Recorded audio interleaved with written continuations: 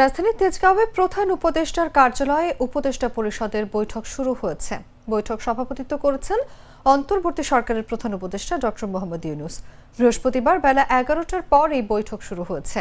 প্রধান উপদেষ্টার উপপ্রেস সচিব আবুল কালাম আজাদ মজুমদার এই তথ্য জানিয়েছেন। এদিকে আগামী ডিসেম্বরের মধ্যে ত্রয়োদশ জাতীয় সংসদ নির্বাচন আয়োজনের সার্বিক প্রস্তুতি সম্পন্ন করতে আইনশৃঙ্খলা রক্ষাকারী বাহিনীকে নির্দেশ দিয়েছেন প্রধান উপদেষ্টা।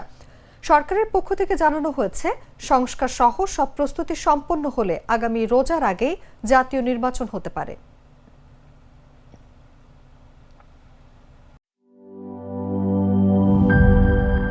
বান্ডেল থাকলে প্রতি সেনমানিতে টাকা বাঁচবে।